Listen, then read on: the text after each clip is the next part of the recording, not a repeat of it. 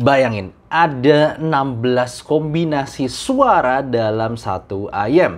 Jadi halo dan selamat datang di Aftersound Review, dan ini adalah review gue untuk IEM baru dari brand baru yaitu Joyo Duo Shine, di mana harganya sendiri mungkin sekitar 1,2 jutaan karena di luar sana $80 dan menggunakan single dynamic driver dan 2 balance armature dan juga 4 switch tuning, dimana kalau kalian kombinasikan bisa jadi 16 tipe suara yang berbeda-beda. Dan seperti biasa gue akan bahas IEM ini mulai dari build, fit, frequency response, suara, dan juga perbandingannya. Build quality sendiri terasa cukup bagus. Dia kayak ada dua bahan begini ya, bahan yang bagian sini yang metal, ini kayak pakai aluminium karena kayak metal tapi masih berasa ringan, sedangkan sebelahnya lagi pakai resin. Ini kalau di terawang dia bisa sedikit kelihatan bahwa ada jalur-jalur tubingnya di situ.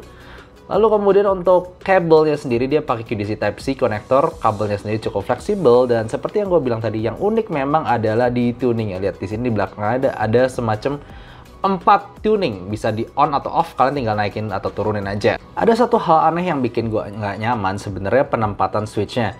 Kalian bisa lihat ini earpiece yang kanan, sedangkan ini earpiece yang kiri, dan untuk tuning switchnya ini posisinya terbalik.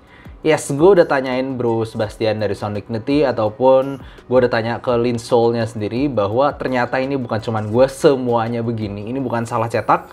Jadi memang kanan dan kirinya kebalik switchnya. Jadi yang bikin bingung adalah ketika gue mau nyalain, contohnya aja ya. Ini dua-duanya gue nyalain switch nomor satunya, sisanya di off-in. Kalau pakai yang earpiece kanan ini, ketika gue menyalakan switch 1, itu gue turunin. Sementara yang kiri, kalau gue menyalakan switch 1, gue naikin. Jadi gara-gara itu bikin bingung, lihat gak nih? Nomor 1, 2, 3, 4-nya di bawah, yang satu lagi nomor 1, 2, 3, 4-nya di atas. Jadi otomatis posisi on dan off-nya terbalik untuk kanan dan kiri. Gue nggak ngerti kenapa mereka pakai pilihan desain seperti ini, yang jelas buat gue bisa membingungkan untuk beberapa orang. Sebelum gue bahas soal fitting, gue kurang suka satu dari IEM ini, yaitu dia hanya menyediakan satu tipe ear tips bawaan, yaitu KZ Star Tip Starline ya, atau Star Tip seperti ini yang ada ujungnya seperti pola-pola bintang dan garis-garis seperti ini, yang somehow bahannya itu cukup tipis dan buat kuping gue nggak terlalu ngesil, jadi suara bassnya gue kurang dapetin. Jadi gue sekali lagi pakai salah satu tip kesayangan gue seperti ini, Funnel Type E. Ini udah bisa memberikan seal tingkat kededapan yang lebih baik dan juga fitting yang lebih baik di telinga gue. Nah, untuk fittingnya sendiri buat gue, walaupun housingnya agak bulky, agak tebal, tapi ketika dipakai dan juga digabung dengan kabelnya yang lentur seperti ini, gue bisa pakai berjam-jam tanpa ada sakit sama sekali. Ini enak banget kalau udah dipakai. Nah, kalau bisa kita bahas tentang tonalnya, ini sangat bermacam-macam, jadi susah dikategorikan sebagai satu tonal. Kalian bisa mainin switch 1, jadi gue lebih akan jelasin apa kegunaan fungsi switchnya itu. Switch 1 itu kalau dinyalakan itu buat nambahin bass, switch 2 nambahin bagian mid range, dan switch 3 nambahin bagian treble, seperti yang bisa terlihat di sini. Sementara switch 4 itu paling beda sendiri, kayak gue nggak tahu, gue kesannya kayak itu impedance adapter. Ketika kalian nyalakan switch 4, otomatis suaranya lebih besar. Secara squealing nggak kelihatan karena sekali lagi squealing itu sudah dinormalisasi secara decibel level. Tapi kalau kalian gue tunjukin raw frequency response-nya di sini, kelihatan ada volume jump di mana dia di switch-nya 4 itu bakal bikin suaranya itu naik secara volume overall keseluruhan, tapi bass-nya jadi flat. Nah, tinggal kalian mainin aja switch ini sesuai dengan frequency response. Kalian mau naikin bassnya, kalian mau turunin treble-nya atau gimana, itu bisa disesuaikan saja sesuai dengan contoh frequency response yang aku tunjukin di sini. Mulai dari bassnya sendiri, ini berarti bermain di switch 1 dan 4. Kalau misalnya switch 4 kalian nyalain, lalu switch lainnya diturunin, itu bassnya jadi flat. Bassnya jadi flat banget by measurement, dan itu emang ya flat secara beneran. Overall nggak ada bagian yang dinaikin atau diturunin, lu bener-bener dapetin bass yang akurat, bisa dalam, tapi nggak exciting sama sekali. Sama sekali nggak fun, sama sekali nggak asik. Mungkin untuk kalian yang bener-bener butuh netral aja mungkin. Nah, kalau tinggal mainin switch satunya nanti, kalau mau lebih paling besar bassnya, itu tinggal switch 4-nya dimatiin, switch satunya dinyalain, tapi dengan kondisi bass terbesar pun, IEM ini sendiri nggak akan buat bass head. Karena secara ketebalan, gedenya bass, simply volume bassnya itu sendiri memang bukan bass head. Cuman yang kalian dapetin di IEM ini memang bass yang bisa dalam, cepet, tight. Nah itu jadi gue suka secara kualitasnya. Cuman mungkin secara kuantitasnya untuk bass head nggak cocok. Tapi at least buat gue kan bukan basshead, gue ya biasa aja. Ini udah cukup bassnya ini pakai switch 1 di on udah bisa bikin gue enjoy dengerin EDM atau pop. Terkait switch number 2 yaitu bagian mid range atau middle frequency, frekuensi tengahnya sendiri untuk IM ini sendiri, sebenarnya untuk suara bawaannya itu memang sudah agak sedikit fokus ke upper mid range, jadi lebih cocok sebenarnya buat vokal cewek dibandingkan vokal cowok.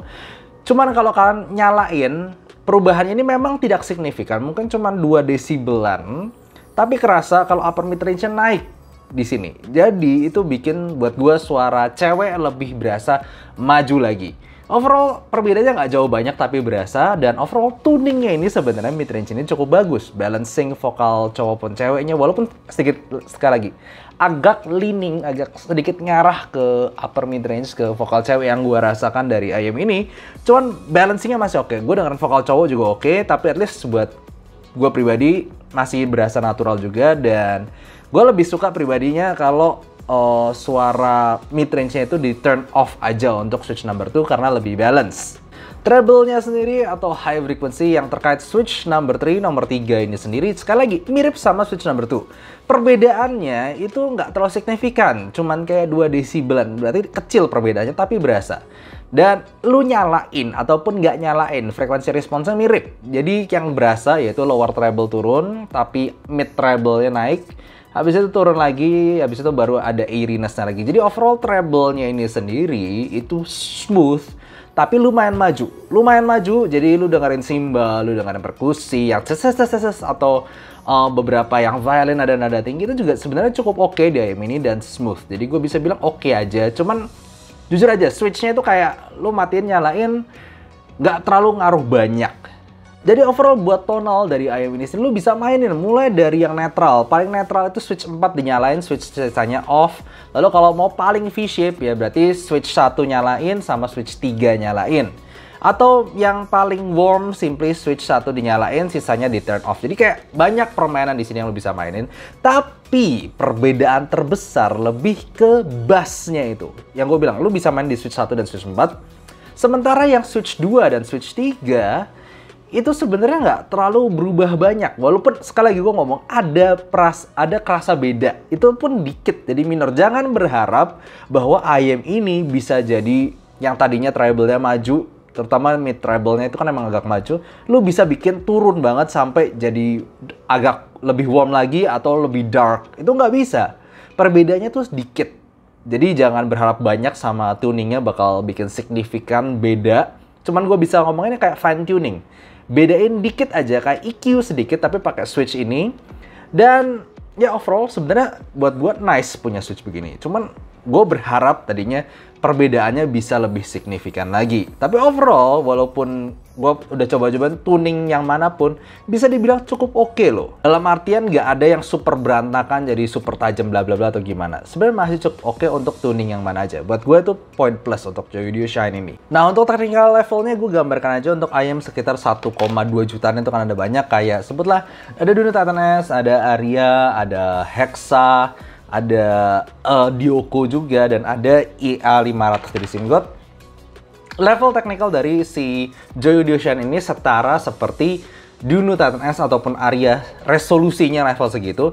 Cuman dengan separasi yang lebih baik karena tentunya di situ berasa dia pakai multi driver, tapi secara impact, imaging, dan overall resolution dia tidak lebih baik dari kayak Simgot EA500 ini. Buat gue impact-nya, bukannya, lalu juga imagingnya, note definition-nya itu lebih jelas di EA500 ataupun di Hexa ataupun di Dioko. Jadi ya levelnya kayak Titan S, tapi ditambahin lagi separasi lebih baik sedikit. Secara staging juga cukup baik, cuman nggak super megah gimana-gimana. Gue lebih kayak dia oke lah di harganya, nggak super jelek tapi bukanlah yang terbaik. Nah, gimana tentang perbandingannya? Langsung aja gue bandingin sama Duno Titan S. Kalau dibanding Duno Titan S, buat gue Duno Titan S itu suara lebih netral dan natural. Secara timbre lebih natural, gue dengerin suara manusia, dengerin instrumen apapun lebih natural di situ. Cuman Duno Titan S itu suaranya lumayan mendekati netral, jadi dia sendiri nggak terlalu fun. Sementara di Joy Audio Shine lu bisa dapetin tuningan yang netral, lu bisa yang nyaris netral lah gue bisa bilang. Nyalain aja tuh switch 4-nya on, lumayan netral to bright jadinya. Dan kalau kalian mau lebih engaging, lebih fun, bisa lebih fun daripada Duno Titan S. Tinggal nyalain switch satunya, lalu yang lainnya diturunin. Jadi ya overall, lu mendapatkan kelebihan tuningan di sini, lebih banyak pilihan. Cuman memang tidak bisa netral dan senatural Duno Titan S. Nah, kalau dibandingin Truth Ear Hexa, gue harus ngomong Truth Ear Hexa itu salah satu IM yang gue bisa bilang mantap secara balance suara, itu balance banget. Cuman kalau lu tanya personal gue nggak suka sama Truth Ear Hexa. Simply karena secara dynamics itu kurang banget, lu nggak terlalu bisa ngerasain energi suara lagu dari Truth Ear Hexa. Itu lebih ke netral aja suaranya. Dan Truth Ear Hexa buat gue masih timbre BA-nya cukup berasa, jadi nggak terlalu natural. Tapi dia extension dan tuning balance-nya itu mantep banget di harganya. Nah, kalau dibanding Joy Audio Shine, jelas Joy Audio Shine tuh lebih berasa, apa ya, gue biasanya tuh bahasanya uneven. Lebih berasa kayak ada naik, ada turunnya. Peaks and dip-nya itu lebih berasa. Cuman Joy Audio Shine itu lebih enjoyable. Terutama lu mau tuningan yang kayak tadi gue bilang. Lu mau yang rada engaging, tinggal naikin aja bassnya. Atau lu mau yang netralnya dia sendiri memang tidak sebagus netralnya Hexa. Cuman yang lebih bisa kasih sensasi lebih fun sedikit di bagian treble, impact-nya itu agak berasa lebih fun di sini. Jadi overall, walaupun Truth Ear Hexa segitu banyak dipujinya, gue tetap bisa enjoy Truth Ear Hexa dan Joy Audio Shine ini. Dan bisa dibilang lebih engaging, lebih dynamics malah si Joy Audio Shine. Kalau dibandingkan dengan EA500, 500 buat gua, EA500 ini mungkin seperti raja terbaru lah di harga segini, karena dia lengkap banget. Lu dapetin bassnya, lu dapetin vokalnya, lu dapetin treble-nya juga, dan lu dapetin imaging resolusi yang bagus. Nah, tuningan manapun dari si Joy Audio Shine ini tidak ada yang bisa menyamai si EA500. Gua masih bilang EA500 walaupun dia nggak main tuning, maksudnya cuman pakai ganti nozzle gitu doang. Overall tetap lebih bagus dibandingkan kombinasi manapun dari Joy Audio Shine. Buat gue ini ya overall ya simply better lah. Cuman memang lu nggak bisa bikin bassnya dia jadi rata seperti kayak yang di Joy Audio Shine ini. Sekali lagi, jadi kelebihan Joy Audio Shine itu lebih kepada lu bisa mainin di bagian bass terutama. Jadi lu emang bisa fine tuning sana sini, tapi pilihan manapun tidak, buat gue tetap nggak ada yang bisa ngalahin si EA500 ini secara objektif keseluruhan dari penilaian gue. Jadi Joy Audio Shine ini cukup bagus sebenarnya, karena tuning manapun sebenarnya oke. Dia memang ada beberapa tuning yang gua agak sayang gitu, kok perubahannya dikit banget, jadi nggak terlalu berasa sebenarnya. Cuman fine, nice untuk orang yang pengen fine tuning, cuman beda dikit-dikit doang, itu masih berasa oke. Tentu bassnya yang signifikan paling beda, berasa bass switchnya di sini. Cuman gini loh, walaupun ada banyak switch tuning daripada si Joy Audio Shine ini, tidak ada yang bisa menyamai ayam-ayam kayak lu mau nyamain kayak Duno Titan SO, nggak bisa. Lu mau nyamain kayak Dioko ataupun lu mau nyamain kayak Hexa atau EA500, nggak ada yang bisa menyamain spesialnya ayam-ayam itu dengan switch tuningan manapun dari 16 kombinasi ini sendiri. Jadi overall buat gue cukup oke, tapi apakah dia yang terbaik? Enggak. Apakah dengan switch ini bisa menjadikan dia poin plus? Iya, tapi apakah plus banget? Enggak juga. Jadi it's nice product, but it's not groundbreaking. Tidak sampai wow banget itu. Enggak. Kadang kalau lu tanya gue sendiri, gue masih tetap paling bisa rekomendasi sebenarnya EA500 ini di harga sekitar 1,2 jutaan. Still, kalau lu mau main eksperimen mungkin dengan switch-switchan, ya tetap ini paling banyak switch toh, paling banyak yang bisa lu mainin di sini. Overall gue bakal kasih tuningan level segini untuk tonal, dan juga inilah untuk technicalnya, dan inilah overall untuk rank gue. Overall this is good. Gue bakal tetap ngomong this is good karena dia walaupun pakai hybrid technology dengan switch yang segini banyaknya, suaranya nggak berantakan. Cuman memang agak kecewanya tuh nggak terlalu signifikan aja perubahannya. Ditambah dengan ya tips bawaan yang ampas begini bikin suara di awal tuh kayak kering banget dan nggak natural. Gue ganti pakai Type E jauh lebih better. Jadi gitu aja untuk review kali ini. Jadi thank you, dan untuk kalian yang udah nonton, dan kalau kalian mau tetap lihat ranking list gue bisa lihat di deskripsi di bawah. Jadi gitu aja. See you next time. Bye bye.